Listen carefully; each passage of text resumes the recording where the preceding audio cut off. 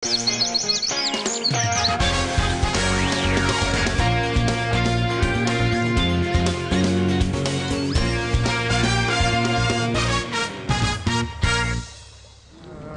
je lang in de file staat, dan ontstaat er een soort van mini-maatschappij van mensen die elkaar toevallig getroffen hebben. Voor de voorstelling Blik looit theatergroep De Appel 80 meter snel die kon op Skilge. Een visuele, groteske, muzikale cartoon. Zo omschreven ze de voorstelling zelf. Er wordt in dansen, er wordt in zongen, maar ze krijgen spul met elkaar.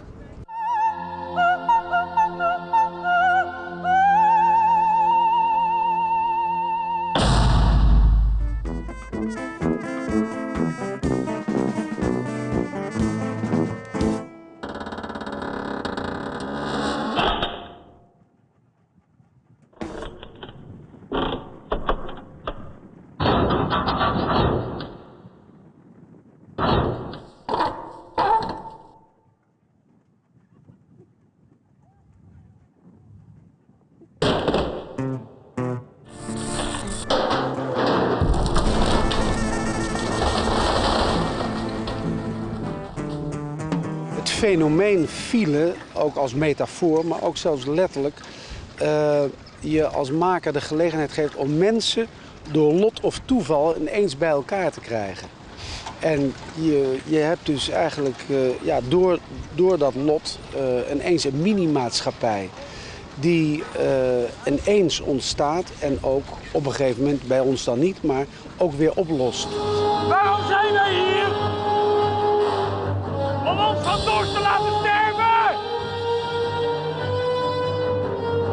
Er is hier niks te drinken! Geef ons water!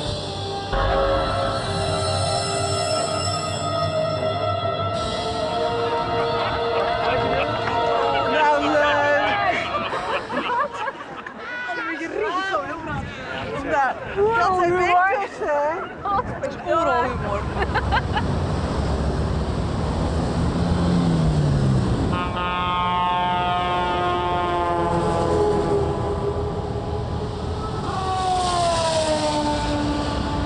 Het was vandaag wel heel erg pittig. Ja, dat wil ik wel geloven. Want Het komt er boven echt een kop eraf te waaien. Maar dat is toch wel heel erg leuk ook. En je merkt gewoon, er zitten ook bijna 1000 mensen, geloof ik, hè, zoiets. Dus dat is natuurlijk zo ontzettend leuk om ervoor te spelen. En die zitten daar ook in de kou. En die zitten daar voor ons, hè. Dus, en wij zijn er voor hun, dus dat is altijd goed. Dus dan doorzetten. Ja, precies. Ja.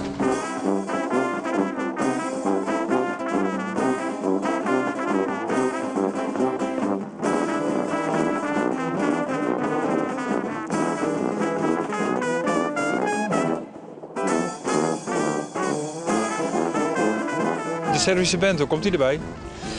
Ja, de Servische band die is voor een deel ook samengesteld, maar ze spelen in meerdere combinaties al veel langer samen. En ik kende ze al langer. Het heeft iets van fanfare, iets van zigeuners. En dat kon ik heel goed gebruiken in combinatie met wat mijn acteurs aan instrumenten bespelen. En bovendien, en daar mag ik ze echt wel een compliment voor maken, hebben ze zich ook heel goed geïntegreerd binnen de acteurs.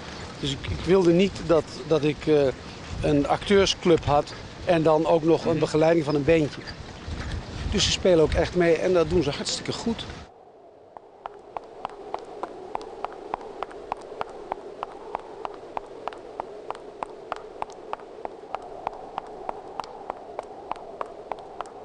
Wat doe je?